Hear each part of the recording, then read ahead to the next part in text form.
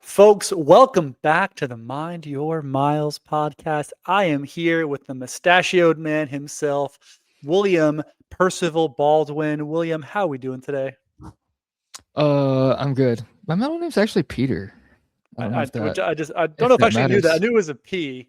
I just made up the Percival. Yeah, I was gonna do Very like cool. Periwinkle or something Oh, even different, but Percival was kind of in the middle there. So okay, cool. I'm very good, cool. man. How are you? It's Doing been a great. minute. Yeah, I'm happy to be here. It's as usual. It's my fault that we haven't been doing it, and I'm glad to have extended the leave to get this recording going tonight. And I'm very excited to be here with you in 2026. It's a new year. We're ready to get started and record some fun pods and talk about running and coaching and all that kind of stuff. And that's our resolution for 26, right? That we're gonna just sling out these pods. That's the only resolution that matters. Is yeah, we're going to be slinging out content on content on content, just the content mill from the Mind Your Miles boys. But anyways, sorry, 2026. It's a new year. Happy New Year, everyone. Thank you so much for listening. All 15 of you, whoever is still tuning into these podcasts when we do get released. I did want to talk um, New Year's resolutions for either coaching wise or running wise from either one of us. I have a couple. You said you had a couple, so I kind of want to run through those before we kind of get into the main topic of our pod, which we're going to be talking about speed and turnover, particularly pertaining to athletes who maybe don't have good natural turnover, who haven't done a lot of that stuff recently. So stick around or fast forward if you want to skip the resolutions part. We have a fun discussion coming later. But Will, what are your running and coaching New Year's resolutions for 2026? Yeah. Uh, Running wise, I Or at least just give me one and we can go back and forth maybe. okay. Just had this. I think we both do this a lot. You just kind of run and you get this like fever dream idea, this like it's almost like an itch that you just have to scratch. But I was like, I've had this feeling for a while. I really want to run a BQ, but um, I don't want to say this the wrong way. Running a BQ isn't like I've run that time many times before, and but I've never actually entered mine into the race. Um, and so now I was like, oh, okay, I want to run one, but wanted to wanted something to be with it or like it to be kind of not interesting, but like you need a little bit of meaning to kind of, especially for a marathon. And so was on a run the other day. And I was like, oh, I want to do it at my local race. Uh, we have the Colfax Marathon here in Denver in late May, I think. Um, it's pretty tough. I mean, it's at altitude. It's very hilly.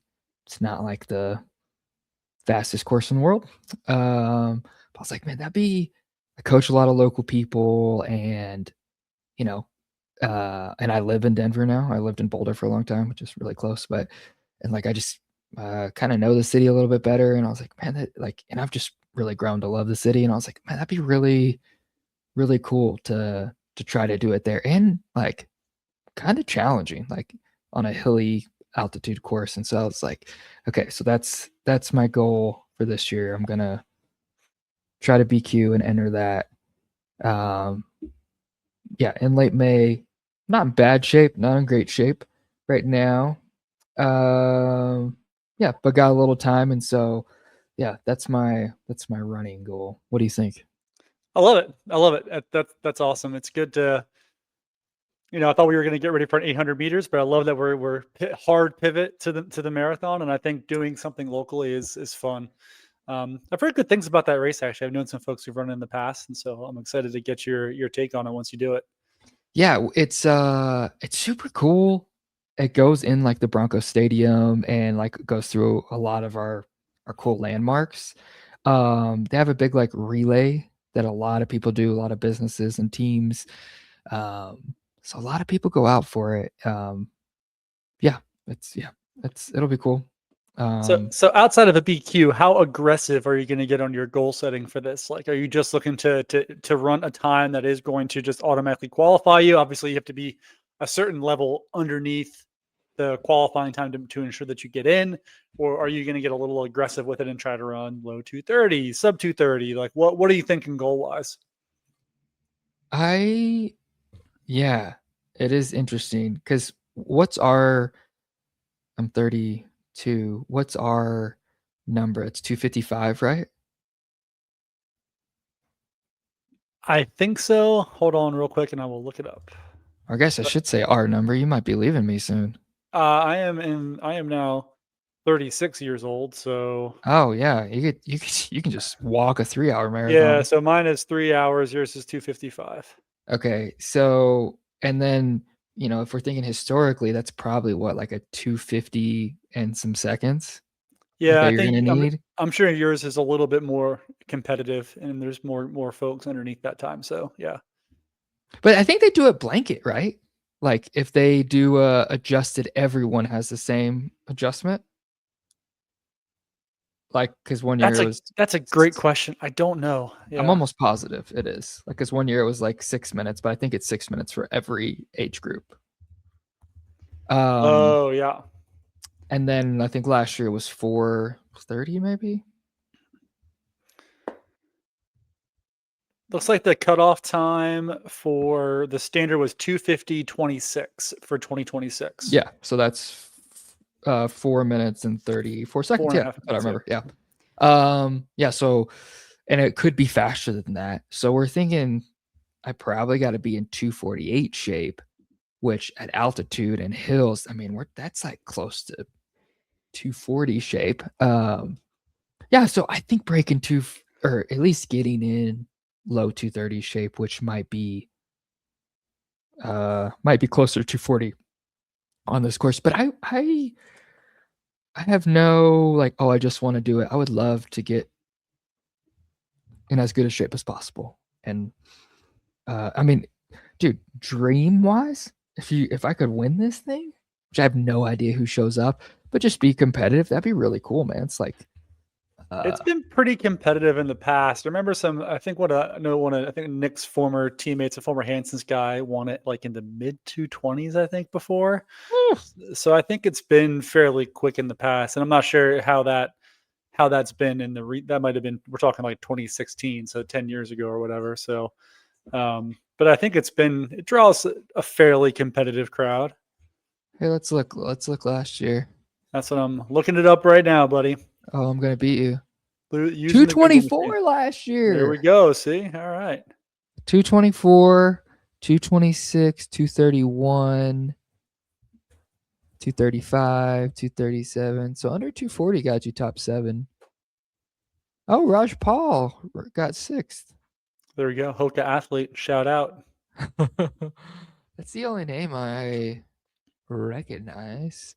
Yeah. Impressive. 224 on this course. Oh, Tyler McCandless. So that was in the half. I'm looking at the half results, not the full. Oh, yeah. Dang, he got 105. Holy crap. Yeah, that's pretty freaking quick. Yeah. Zuar Talby? We got Olympians in the Marty Andrew got eighth. Marty Andrew was like a D2 superstar. Fernando Cabada, 22, won it in 230 back in 2023. So you got to be in that like Yeah. kind of in that sub 221 back in 2022. That was McCandless. Second Right. place was 230. So I think that stands. You got to be in that Yeah, like so it looks like there's usually a couple fast people, but not crazy top heavy. yeah. But there's some guys. So yeah, we'll try to be as competitive as possible and see what we can throw down. But yeah, that's me. What's your running goal for Well, 26? I have a number of running goals.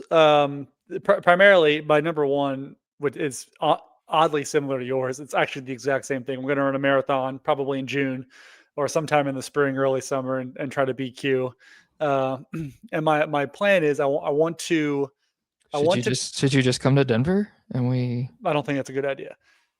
I don't think we need to send this locomotive up there chugging in altitude after living at sea level for a couple of years. Like, um, I'm thinking maybe like Rock and Roll San Diego, something like that. I think is probably a better fit for me.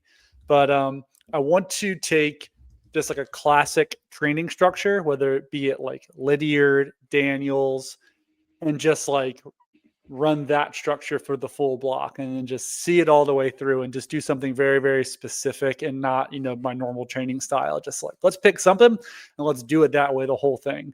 and see how that I goes. think So that's super cool, man. Like, will be a really good learning experience. Um, yeah, I might be able to like steal some stuff that like that you like or yeah. um The key is I have to do something that I'm a little less comfortable with, because for me, I'd be like, oh, I'll just do Lydiard, because I trained Lydiard stuff for like most of my, early my, collegiate years, a little after that, very, mileage heavy and aerobic heavy, that maybe we do something a little bit different, but I kind of want to just do like a really traditional, like Lydiard plan, volume, work from very aerobic to more anaerobic and that kind of deal. Maybe that's partially inspired because I am rereading Running with the Buffaloes, which is incredibly Lydiard based as well too. And I kind of missed that training style a little bit, but that's kind of what I'm thinking. But I'm open to suggestions of other training styles to look into. dude, like when you say that, it makes me want to go on like 8 different rabbit holes right now. Um, Well, let's take me down the first rabbit hole, the rabbit hole that is attracting you the most. Let's the most attractive hole. Let's start there. oh my god. Well, I mean, I think we talked about this. I kind of brought this up on like one of our first pods, but when you say Lydiard, what do you and what do people mean exactly?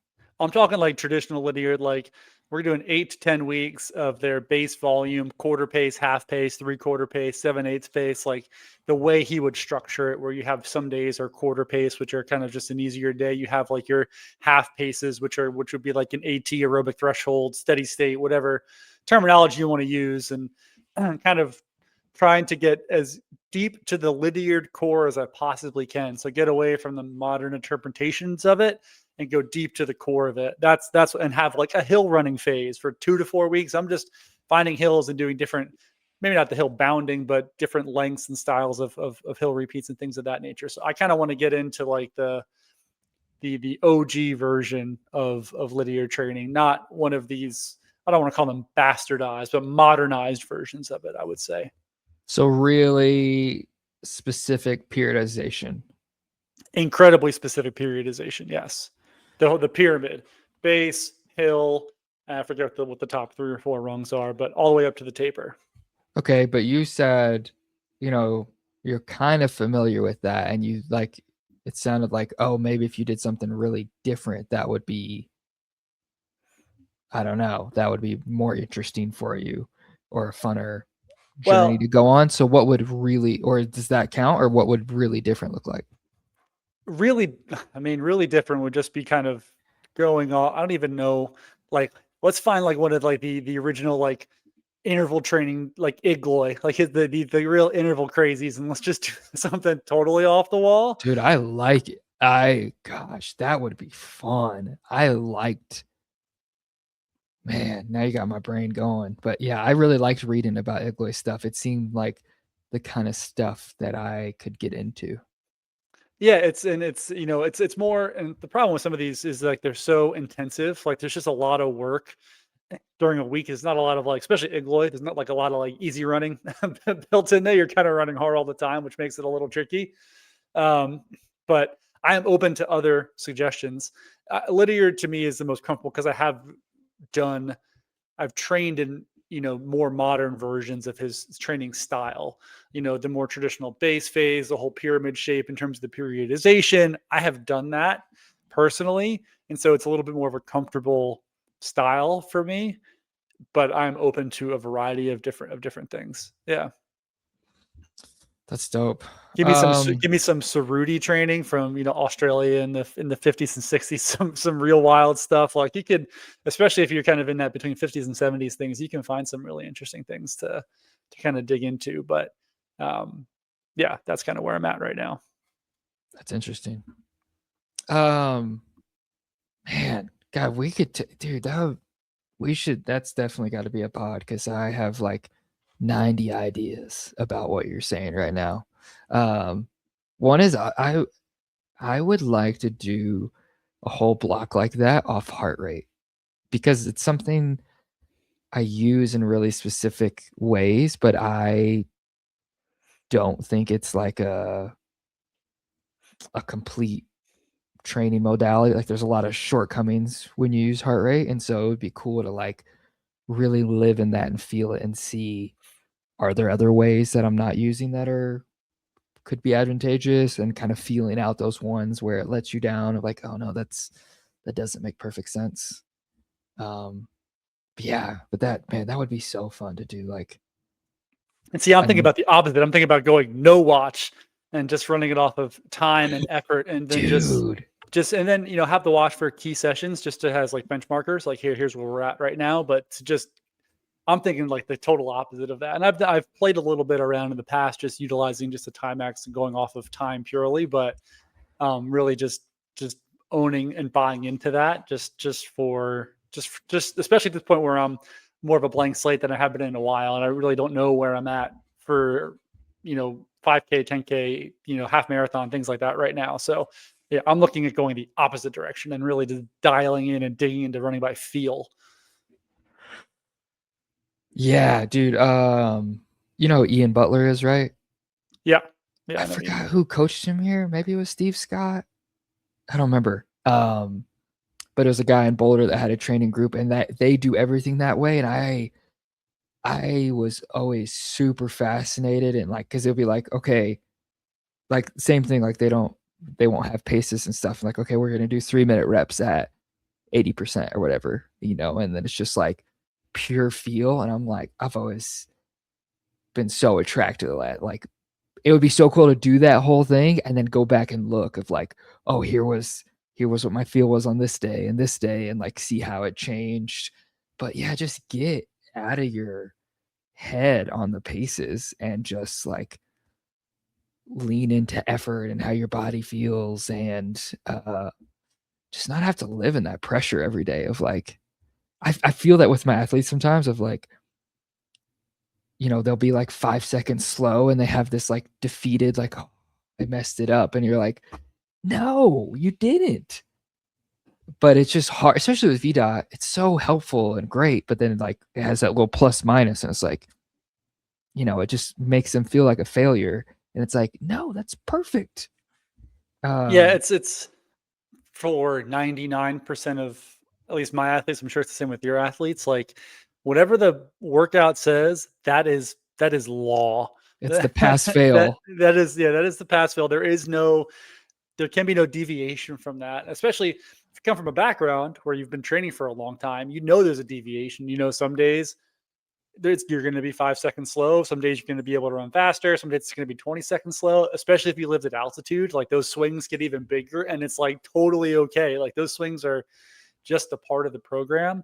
And it's really, really hard to get people to believe that. Like, it's like, hey, if you're slow today, it doesn't matter. Like now, if you're struggling, if you never hit a pace over 3 or 4 weeks, like, okay, then we need to revisit and adjust things a little bit. But to be slow 2 out of 5 workouts, like totally fine. Like that's a normal deviation from the mean. So no problems there. Let's Yeah. get And into your just, next resolution because we're going down rabbit holes. We got to work through some of these. We're going to come back to this though, because I do your think it's an idea is interesting so sick, concept. man. I just Yeah. love it. I could go on for hours. Well, we've got some time until I start to implement it, so we can dig into it and maybe pull out some fun ones from the archives and go over some training styles, and maybe we can approach. Yeah. But And it'll be go ahead. fun to go on that journey with you, and we can kind of look over what you're doing and hear like what you're thinking, and pull some insights. Coaching wise, man, dude, I am having so much fun coaching. I really love it. Um, I feel like I'm getting better every year. Um, my resolution or goal this year is to just do more and provide more for my athletes and show up more for my athletes. And I think where that shows up, I've been trying and doing a good job of connecting with more brands, and so like getting some free product and codes and stuff and discounts for everybody I work with. And so that's a big part of it, of like, I want the journey of working with me to be like really fun and have some cool perks. Yeah, but I mean, a lot of the people I work with, they don't have this massive running community with them, and so, like, trying to create that over the internet, yeah, and so it just trying to create this really cool, um, experience for people through coaching and, yeah, connect them with the brands I love. We got some product from Never Second and, talking with a couple other brands, to get some stuff sent to people or at least some discounts, and so that's a big focus, and then here too, like what we're doing with the pod, like, I get such great feedback from a lot of the people I work with, um, and people reference stuff we talked about on calls all the time, and so, like, when we were kinda talking about this in our pre-pod meeting, but, like, um, creating and providing more good resources for people too, like, whether it's course previews or better strength stuff or better stuff and descriptions on workouts and yeah, just more content that's helpful and engaging and makes that experience better. I love all that. That's awesome. I mean, you're already doing such a good job. Everybody loves you as a coach. So I think just improving upon that is fantastic. For myself, coaching wise, it's kind of it's a reinvestment into growing as a coach. I feel like I've maybe become a little bit stale in terms of my approach. I need to kind of dig back into learning more and just updating the way I view things and not just like getting not just programming the stuff that I'm comfortable with, but really digging into learning different styles and different approaches and finding out and finding new ways to because I have a lot of athletes I've worked with for a long time. I have one athlete I've worked with for almost 10 years. Like and how do we mix it up from just kind of the standard buildup? Like, what other workouts and things can I implement that fit in with my worldview of coaching, but also expand on it and help it grow?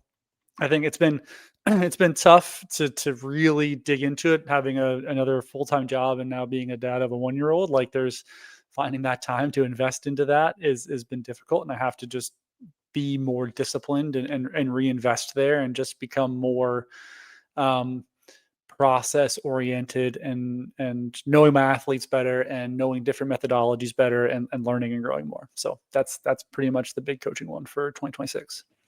What's any specifics of like what that's going to look like? I know you're reading some books right now, which like I love doing because sometimes you just catch a little nugget of something. You're like, oh man, that's Yeah, that's I'm gonna read a lot. Just there's just been so like I'm currently reading Running with the Buffaloes again. We're gonna do a book review on the pod at some point. We're gonna bring in Danny. We want to talk about it, and it's been this really interesting because I haven't read it since I was maybe in high school, college. So yeah. then to revisit it as a 30 mid 30s versus being a high school college guy is totally totally different, and it's been very interesting. But there's some Didn't age too well for old Wetmore. No, no, no. Wetmore maybe as a guy didn't age well.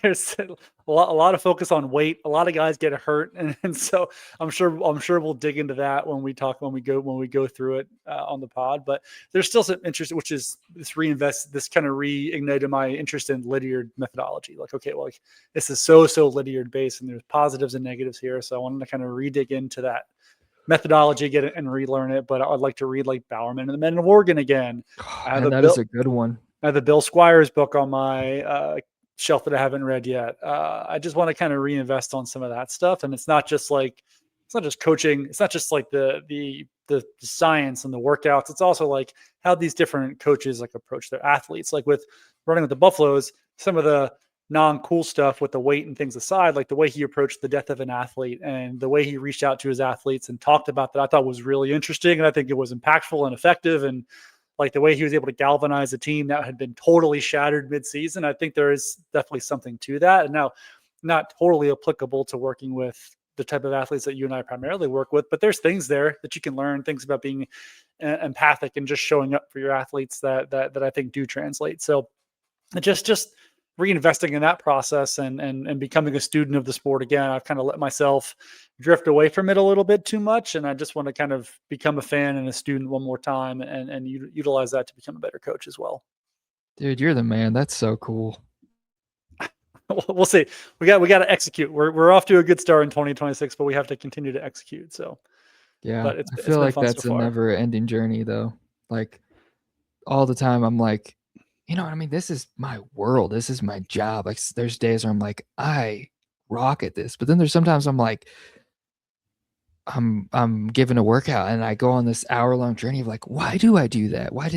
Okay, what's the science say behind that? And I just like relearn this principle or kind of evolve it. But that happens like every month where I'm like relearning some part and double checking myself. I'm like, okay, I'm giving this workout and I think I know why, but like, you know, I'm just kind of double checking myself. So I'm like, why am I giving that? What is that? What's the purpose of that? Is this the best thing for this day? And so it's really, really never ending.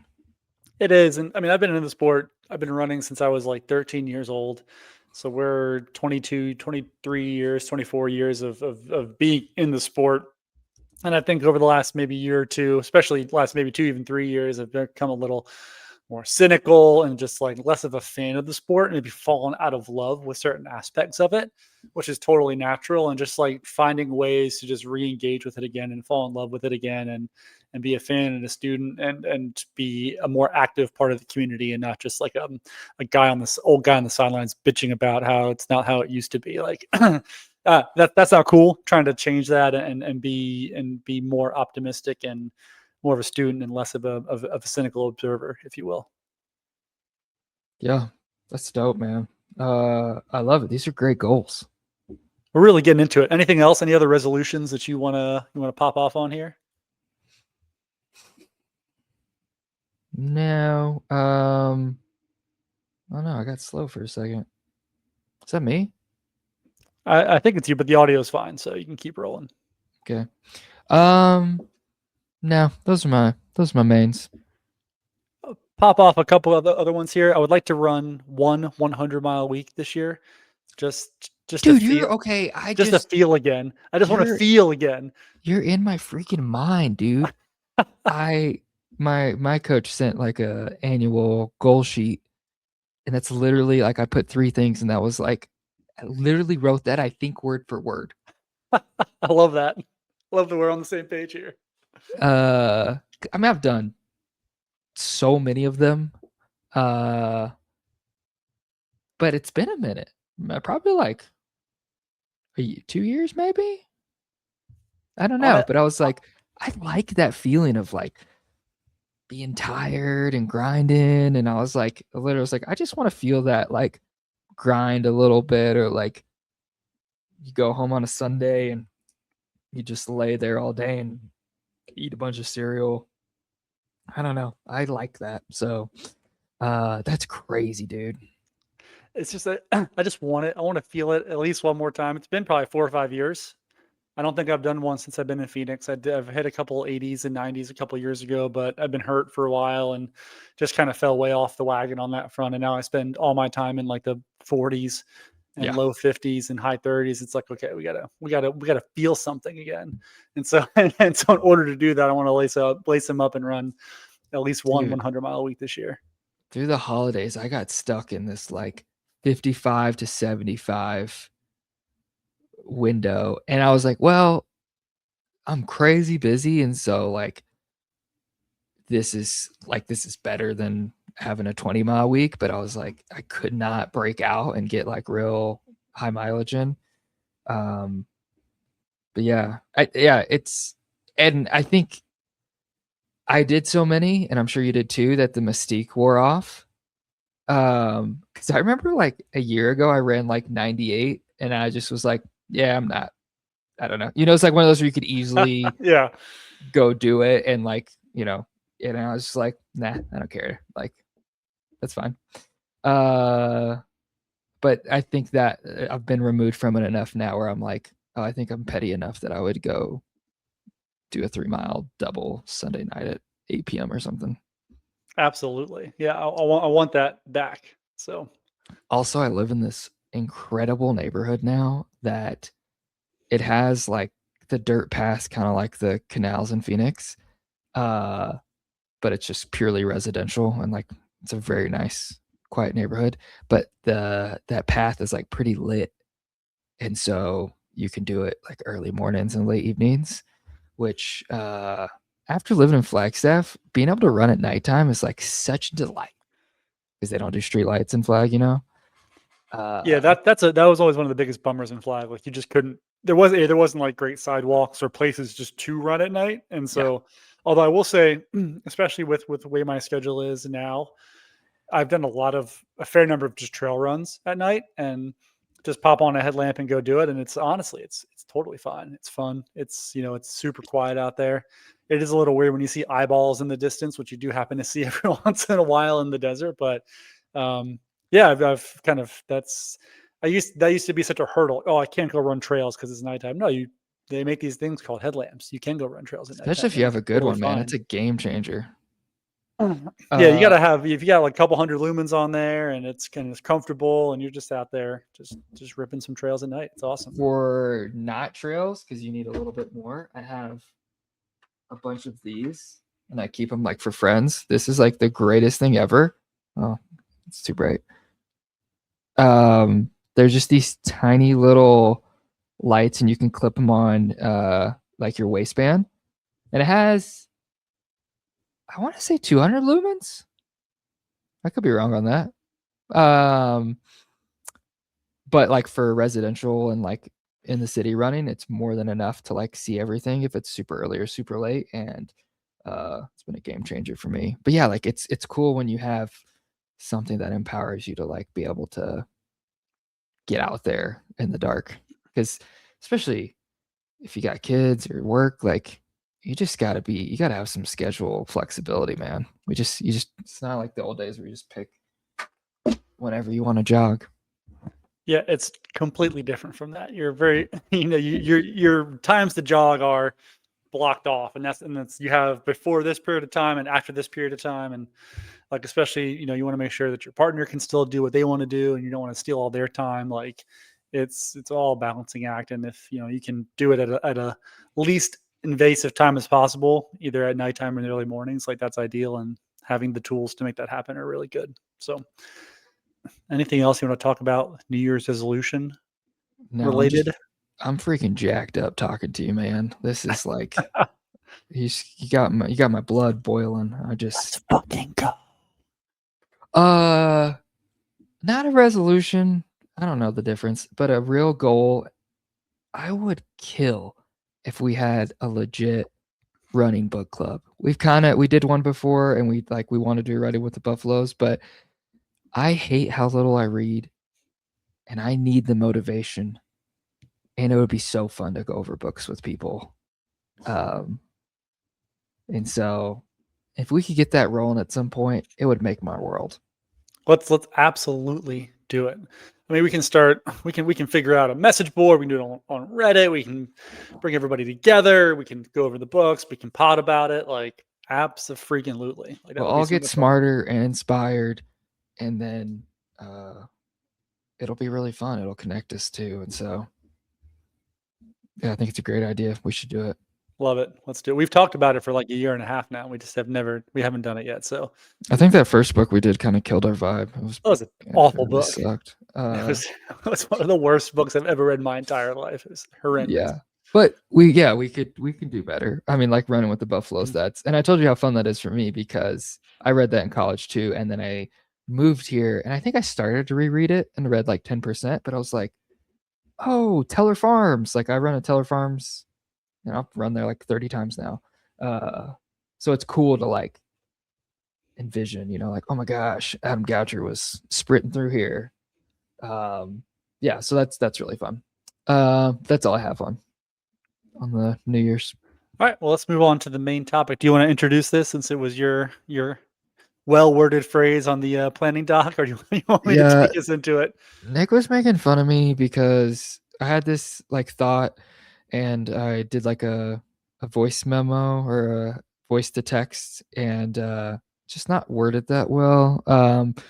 And even when I tried to say it out loud, it wasn't that much better. But the question I had was, for me and Nick, um, I run into this problem situation sometimes with athletes. Um, where I have identified the big limiting factor in I've had a lot of these athletes over the years. The biggest limiting factor in an athlete is their inability to run fast, or their lack of top end speed. And so like where that shows up is like kind of classic, as we go down from marathon down to 5K mile pace, like when we get under marathon, half marathon, 10K, 5K, the pace for those PRs are like almost the same. Like, um, when even though the distance is shorter, they're not able to go that much faster. And so when I'm giving them workouts that have like R pace or I pace, they're usually much slower than what's written based off their marathon fitness. And in my head, I'm like, oh man, if our top end is that low, we are very limited in our marathon. For one, mechanically, like if you are working at near 5K pace in the marathon, mechanically, there's just a low ceiling on how much faster you can run. Um, it just takes more percentage of your muscular effort to move your legs at marathon effort, even if our lungs are really well developed. And the opposite's true all the time. We get people like you give them strides and they're like running 430 pace, but then the second you do a threshold workout or long run, it's like, um, yeah. And so, but the problem with the people whose speed is really limiting is that sometimes it's like form mechanical. Sometimes I notice this in people who have had a lot of injuries. They're just really scared to push anymore because they don't want to cause any injuries, hamstring tear, calf tear, Achilles stuff. And so they've governed themselves for so long that they've just become some of those limitations. Like they're so cautious. Um, and so, yeah, I was just curious, like, what are your thoughts on that? And how do you approach and work with people that you notice that's a huge limiting factor? Because sometimes those people have these incredible strengths, like they can do a lot of mileage, they can crush these threshold workouts, and so we don't just want to give them stuff that they suck at all the time. It's not like, oh, you're bad at speed, okay, we're just going to do strides and fast turnover stuff 3-4 times a week and until you're better at this, because then that's not fun, because you're just doing the stuff you suck at all the time. And so um yeah, was curious what you thought there. So a couple things. I mean, I think we've touched on this a little bit before. Just that, like, with especially with older athletes, one of the things Yeah. that to constantly monitor is as they age, the tendency is for the marathon and the 5K pace to get closer and closer and closer. And it's maybe less the marathon pace coming down and more the 5K pace coming up to marathon, or I Yep. guess it's 5K pace coming down to marathon in that sense.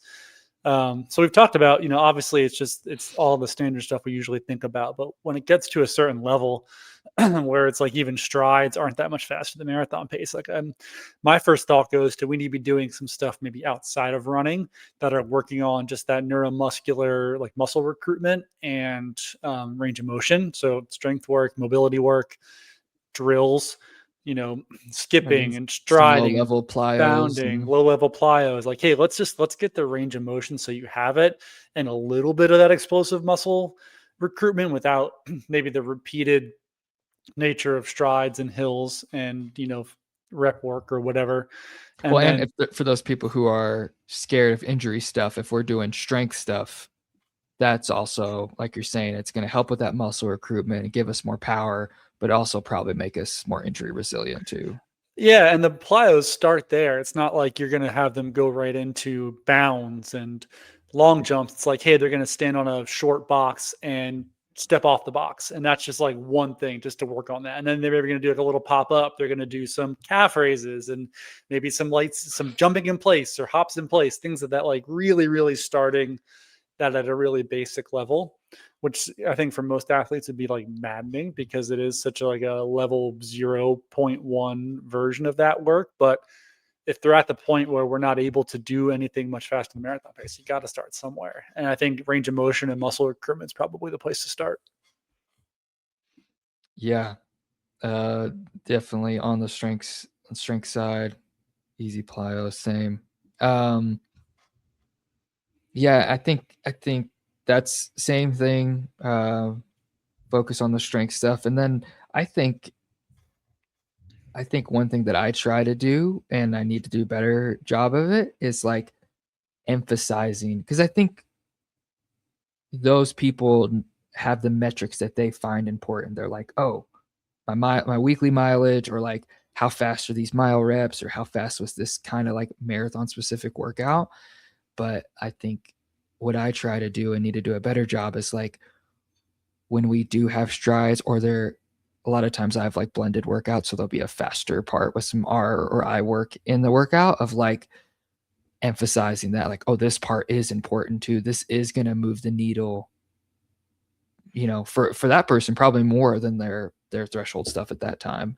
And so um like it's really what you put focus on. It's like on your stride sessions, it's like sometimes you need to take those easy days with strides and treat it like a workout. Like stop after the easy run, put some flats on. Like I'm really gonna focus and crush these strides. This is my workout. And not just be like, oh, it's 20 seconds. I just, I run a little bit faster or whatever. And so I think sometimes we got to encourage that mindset shift of like, this is important. We want to focus and crush this part. Yeah, I think like maybe changing from strides to maybe there's some days it's accelerations. So you're Mm-hmm. not just going from 0 to top speed like that, which can maybe heighten those injury concerns. Like, oh, I'm just worried about just popping a hammy or a calf like right off the bat when I start these strides. Like, no, we're gonna do 80 yards. You're accelerating to 95% of top speed for the last 20 yards of this, and you're building into it over the course of that period of time. So it's less about like time spent at that max speed and more about, hey, let's just build up and get there and spend some time there in a way that feels and seems safer to the athlete and to the coach. So I think playing around with some intensities and doing things like that versus just like, okay, go do 15 strides, and finding ways to push athletes even beyond like rep pace. Like maybe we need to find some like top speed. We need to, and so for an accelerations, it's not just stopping at mile pace. It's like we're getting to top speed or 95% of top speed, which is an uncomfortable place to be. But when we're talking about muscle recruitment and range of motion, like we need to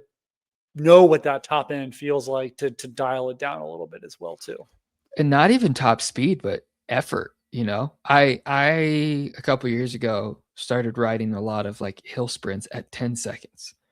And very often someone's like, "Oh, that was like so short. I barely like it wasn't hard. I didn't get tired at all." And I'm like, "Yes, exactly. Like this isn't a threshold workout. This isn't like super fatigue inducing. It's just a really high output for a very short period of time. So we get that super high end muscle recruitment and the neuromuscular involvement and recruitment there. Um, but it won't leave you maybe the first couple times, but generally it won't leave you super sore. It's such a short period. Um, but like that is a skill of like, can I get to that 95, 98% effort in this small rep? Um, yeah, so that's a big one too. Um, that I've used a lot. And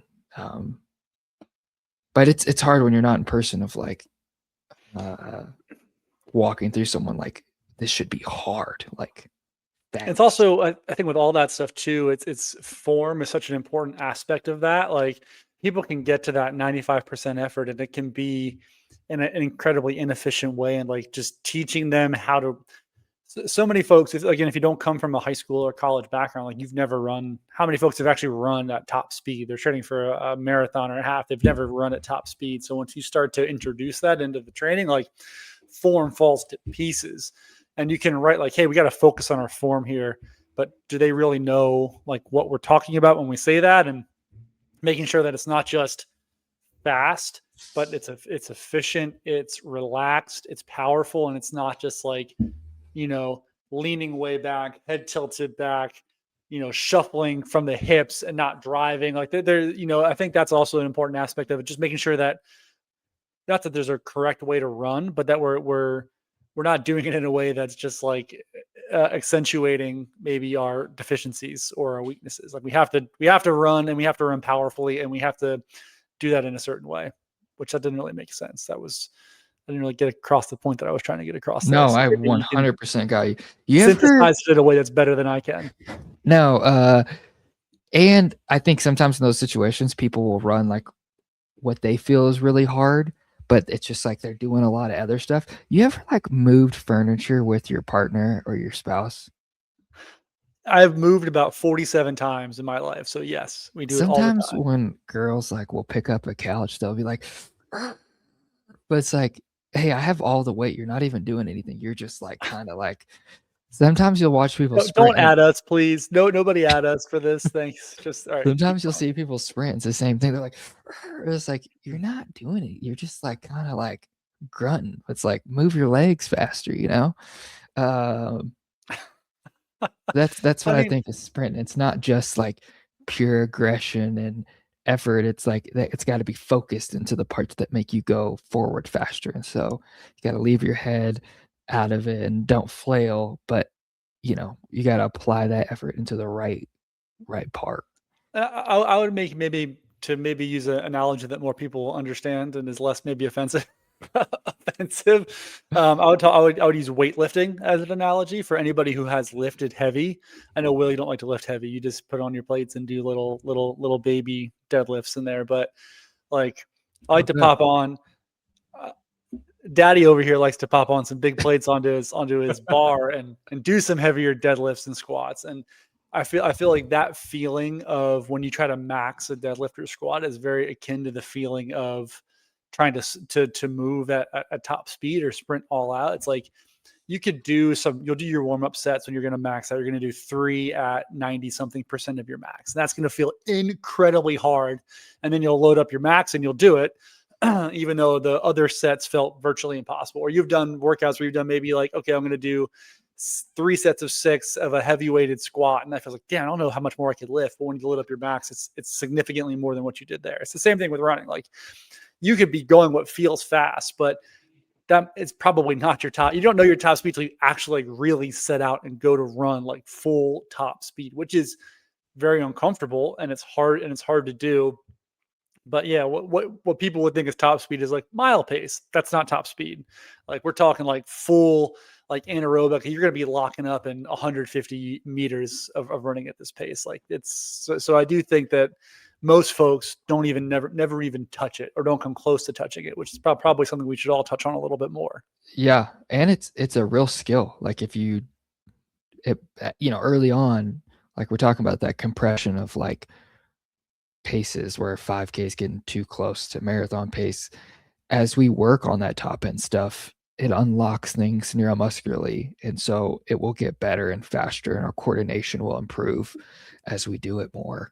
But it's got to be something that we have in there every now and again. And for certain people, it's really important.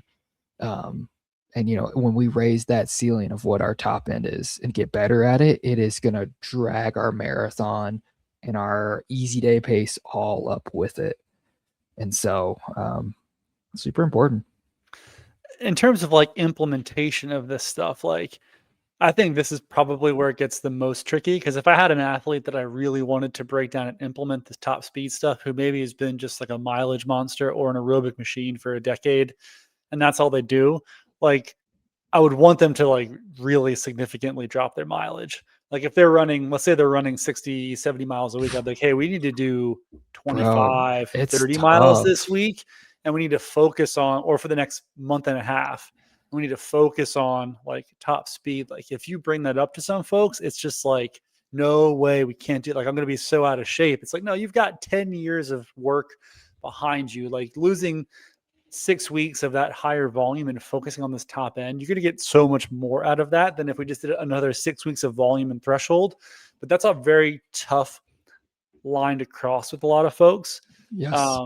And to get them to buy into that, because it's not doing 6 weeks of threshold workouts where you feel like you're getting better over the course of that 6 weeks. Like you may not feel like Well, all that different. Maybe you feel a little different, but like, it goes both ways. Like you're saying, people feel better on the threshold stuff. I've had a couple people in the last few years with the exact opposite problem, like pure, incredible natural speed, but super low mileage, not enough like pure zone two running, not enough real aerobic threshold running. And so like, that's called a coach's dream right there. well, I have this guy who is like one of my favorite athletes I've ever coached, but like, let me, especially this fall, we did like a giant long aerobic block. Um, and dude just PR'd in like the mile, almost PR'd in the mile, but PR'd in the 800 and 5K, and like is running these short races super fast. And all we did was the pretty much opposite of that. But he has that speed so naturally. And so it's like, if you can trust me that we don't need to rip twos and fours, and we'll come back to it. But the same is true of those other people. It's like, like for some people that mileage side is so good. And it's like, we can live off the fruits of our labor for a little bit if we can take a step back, like you said, lower the mileage and not be insecure about that and focus on this weakness. We can make massive changes.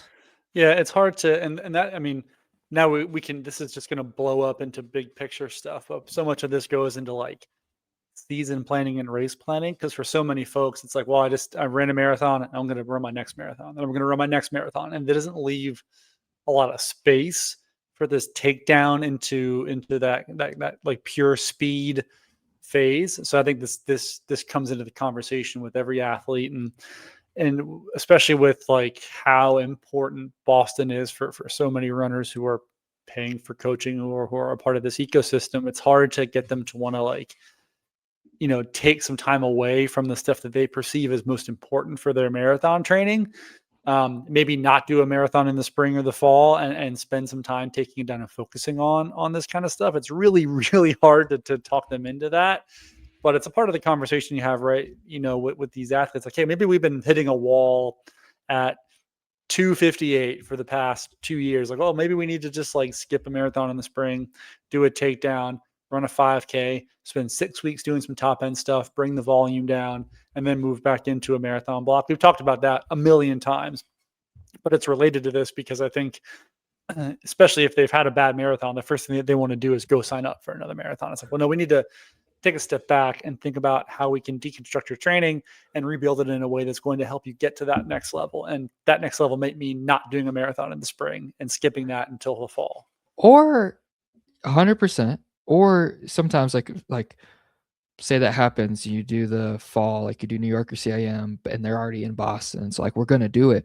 Well, we can just implement those changes in this block. Like, we're going to not be as marathon specific in this block. We're going to put in those things that we really need to work on, and we'll still get some long runs in and the stuff to do the marathon, but you can change your block, and sometimes you'll still run much faster, focusing on those weaknesses and still going for our marathon. And I do that a lot with people. If you can get them out of that, like, oh, well, I always do a 20 miler 4 weeks out, and 6 weeks out I do 20. Like, if you can let go of that, I'm like, yeah, but your strides are so slow. Like, your 5K and marathon are the same. Like, the same thing's going to happen if we don't break this cycle and get out of what you've always done. And so, I do, with people that trust me enough, I'll do that with, inside a marathon cycle too. Yeah, I think you can do that to a degree. I do think like some of the stuff we were talking about at the beginning, like the real top end stuff, I feel like that would be hard to implement in a marathon block, because I would look at it as like, hey, we need to do 4 to 6 weeks. So like this is the focus, and then to try to transition that into some more traditional marathon stuff, I feel like would be, I guess it's would be difficult, and I'm not quite sure. Like, we wouldn't be better off, like, I guess, for like a Boston cycle, but the thing that I feel like you'd run into is they would want that to be like a really good race for them, and so like to try to talk them into doing something a little bit different for that would be I more just don't go difficult. as far to the extreme of like, Yeah. or like replace instead of regular strides, we might do really short hill sprints, or at the end of a workout where typically we might, do a tag on mile or have something else at the end, that speed part. It's like, oh, we'll go and do our pace strides, or like really fast 150s or so. Like having that blend where it might not be perfect or really intense, like a sprint block, but just altering those things a little bit, or having some sessions that we just give up of like, oh, instead of this typical 6 by a mile, we're gonna do just a big 200 session, or really fast hills or something. Just switching some of those things around. Interesting. I don't know. Do you think that goes far enough for the like? Do you think we're not, in my view at least, and we don't disagree much on this podcast, but I'm going to disagree with you. Disagree with you right now. Where's my finger pointing? Disagree with you. Um, for the sake of the conversation we were having about, especially athletes who are severely limited at the top end level, like to me that wouldn't go far enough. Like we're not going to get anywhere with that. Like especially if we're building it within a traditional marathon, like subbing some things out and adding reps and things like that. Like I just don't feel like that's going to go far enough, and we're not going to get. My fear would be we're not going to get anywhere with it. Like especially if there's still all of this aerobic stuff around the short work for an athlete who is really limited there. And again, like this is maybe unrealistic for most folks. It's like we need to tear it down and spend some time focusing on that and get rid of the other stuff. And just like this is a speed sprint block. This is 6 weeks where we're doing this, and it's out of Well, season. And sure, then but then like, you could transition that so into say some you other have a things. marathon block. How long is that? 12 to 16 weeks on average. So you take the first 6 weeks of that and do your speed block, and then okay, now you have this person, you fix this problem. Now you have however many weeks you have left, 4 to 10. Okay, now get ready for Boston. It's like probably that person's in a better, especially like the people we're talking about, like some of these people who are chronic marathoners. They've run crap ton of marathons, mileage really easy for them. It's like if you took that first weeks and solved this problem, you still have time to get a 20 miler in and get a bunch of aerobic sessions in. I mean, so you could do it that way, or you could have it shorter and you do 3 real speed weeks, and then the rest are, the next 3 are half and half, where you have one really speed turnover focused workout and one that's a little bit more of a bridge to the aerobic side. Just for some people, like when we start that, it's like, okay, we're going to do the exact same thing and you're going to run the exact same time. So it's like, what do we have to lose? Like this is such a limiting factor. I don't think we can take that next step. And so it's like, yeah, I mean, some people have done so many marathons, it doesn't matter what they do. They're going to run, they're going to finish and be fine for the next one. And so I just don't feel it's like, oh, I got to prepare you. I got to make sure you get that 20 miler real quick. It's like, you've done a million of those. Like it's not going to make a difference for you.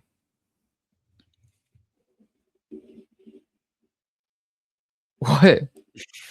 I'm processing. I'm thinking about it, and I guess my stubborn ass is still like, I think for those folks, we got to take a marathon off, like, because I would be worried about. But in that scenario where they're in Boston, they're gonna go run Boston. If they're in Boston, I probably don't even know if I would broach it in Boston. I think I would, especially like Wait till a it's true over. sprint block. I think we would just kind of go through some of the normal stuff, add more speed, add more, interval, VO2, faster thresholds, critical velocity, kind of lean that direction.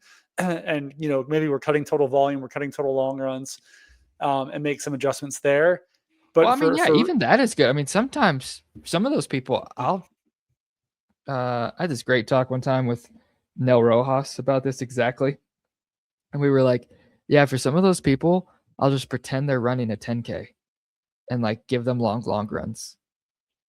And like, and you'll be amazed by how many times I've done that and it worked so well. You're like, this is just a 10K block that you're going to run a marathon at the end of, so that's like what you're talking about, like more threshold, more CV, more eye pace work. Yeah, and I think like that's a good half measure. I'm thinking about if we really wanted to make it stick and to really develop that side of things, I would think it'd be ideally outside of a marathon block structure where you can really build it up from zero and work on that really, really top 1% top end stuff and then build back from there and add the rep pace and add the interval work and add the CV. And so we're just kind of letting it marinate over 12 weeks instead of like, here's your 6 week block. Now we're going back to the marathon stuff. So uh, in my world, like if we have the option to do that, I would way rather do it that way and outside of the Boston structure than to try to do the half measure. I think the half measure would work for some people. I just don't think you get the same long-term benefits that you would out of like, hey, this is what we're going to work on for the next 3 months. Yeah, you might be right. You also might be right. I'll admit you're probably right. You're smarter than I am, but that's just my feeling on it. No, I definitely understand what you're saying. Yeah, just have to have just tough to get that buy-in sometimes. Like you said, when That you lower that mileage, I might feel that way too. It's like, yeah, when your mileage is super low, and like those workouts, you don't get that same whatever it is, that burn or whatever of like a long aerobic session. It's like it's just such a different feeling, and the fatigue is different, and um, yeah, it's just hard to not freak out. And I'm a total hypocrite because I've done some of this work, not famously, but a couple back in Flagstaff in 2020-ish and change. We did a full like, hey, we're doing 80-meter accelerations and we're bounding and we're doing top end stuff. And then I was like, I'm done with this, and I went back and did more mileage and trained for a marathon. So, just telling everybody right now, like I'm a filthy hypocrite, and that's how I approached it instead of like, actually like putting in the time and effort to build it over time. So just want to put that disclaimer out there for everybody if you didn't already know that. No, it's tough for everybody. I get you. What else, bro? You got anything else you want to talk about? Don't getting ready for Hurt 100 here in a couple weeks, and so How you feeling? I'm feeling. I'm sure you've seen the workouts. It hasn't been going great. We're just getting it in there. Fitness wise, we're good. What's going on? Just really busy work, life? It's just been busy, and just like it's a win to just get out the door when I get out the door. The long runs, it's just been I've been on the road a ton, and so like finding the time to go be out in the mountains for 6 hours.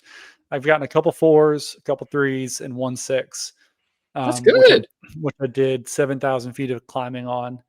Where was that? It was in the McDowell's. I did two loops in McDowell's. It's like one loop is like a 4,000 foot for 15 miles, and I did a 10-mile loop that has 3,000 feet. That's insane. You can get that much vert in Phoenix, Mm. man. People really don't know. Yeah, and you could go bigger. Like I could make that. I could probably get close to. I could do more. There's some good stuff out there, but So that's pretty good. And I mean, and you just did 100, so I have a lot of um, carryover fitness. I feel fitness wise, I feel fine. I'm a little worried about the descending just because it's 25,000 feet of climbing and descending. That's where I'm going to get beat up. It's apparently been pouring over there, so the the trails are going to be a mess. We're looking like, I mean, the goal is like sub 30 hours really, and that's just oh like, my God. yeah. I mean, some years it's 1 in 24 hours. Like it's the course record is only 21, 22 hours, I think. What are we doing Um, about your thighs? How are we going to keep those intact? I've got new shorts. I'm going half tight. Well, they're like a hybrid Patagonia half tight, and then I have some compression shorts underneath as well too. I wanted to get the shout out John G the lined half tights from them, but they've been out of stock for like the last like 3 months, so have not been able to get my hands on those. So yeah, we're gonna do that. That's been feeling good. Yeah, it's gonna be wet. It's gonna be muddy. It's gonna be a mess. It's gonna be slow. And that course is Uh, brutal. Super technical. Yeah, the downhills are technical. We're gonna be out there for 28 hours, I think. Yeah, A lot of hiking. it's especially overnight. It's gonna be so much hiking. Yeah, I'm gonna have my poles. I've run the whole course, so I know it, which is helpful. But it's Have gonna you? be yeah. I've been out there for work, and I ran a trail race there a couple years ago, and I ran a big section of it. And then when I was out there again in November, I hit the sections that I hadn't done yet. So That's awesome. I've seen the whole course. I know what I'm in for. I know which is helpful. That's It's gonna be super humid. helpful, It's especially gonna be for something warm. that is more techy and yeah, Yeah, it's that's there's some awesome. wild sections, man, in terms of just like the roots and the rocks and stuff. It's pretty crazy. It's gonna be fun. I'm just gonna hang out. I'm gonna eat snacks. I'm gonna drink a lot of Coke and just kind of make my way through it. Dude, that's Yeah, sick. We'll and chat then about it for sure. yeah, and then I'm not gonna run another 100 miler for quite a while. We're gonna take a break. We're two in close succession. I didn't get into Western, didn't get into Hard Rock. Probably won't get into UTMB. So we're gonna take a little break from hundreds. You Probably deserve it after this one, dude. Yeah, I'll probably run 100. I won't even. I'll need to run a UTMB race at some point to re-up my lottery for that. Otherwise, if as long as I finish hurt, I'm good for Western for 2027. So I don't need to do anything next year. So Dog, this is sick. 2026 is going to be an awesome year for us. gonna fucking crush it. We got some cool goals, and we're gonna start our book club. We're both gonna BQ. We're gonna be at Boston together next year. Hell yeah, we can hold Um, hands across the finish line. and we can have like a big Mind Your Miles meetup because I always have a bunch of Big. Yeah, I always have a bunch of athletes there. I'll have a handful. Yeah, Yeah. Cool, man. I'm stoked for this year. I think that's all I got. This was that's all great. I got, man. Well, thanks so much for listening to Mind Your Miles podcast. We have more cool stuff coming down the pike. We're gonna get things going again, get some written content out there. Follow us on social media at Mind Your Miles on Instagram. That's where you're going to find us. Will's been posting up a ton of cool content there. Maybe you can see a photo of him in his cool 80s mustachioed, 70s mustachioed cop look he's got going on right now. Just can't even get over it. He's got that womb broom on his lip, looking good. But anyways, follow us on all the socials. Send us an email, mindyourmilespod@gmail.com for questions and suggestions. We want to hear from you so we don't have to brainstorm so much on these topics. Otherwise, look forward to catching you the next time on the Mind Your Miles podcast. On behalf of my man, Willie B, I am Nick. We will catch you next time on Mind Your Miles.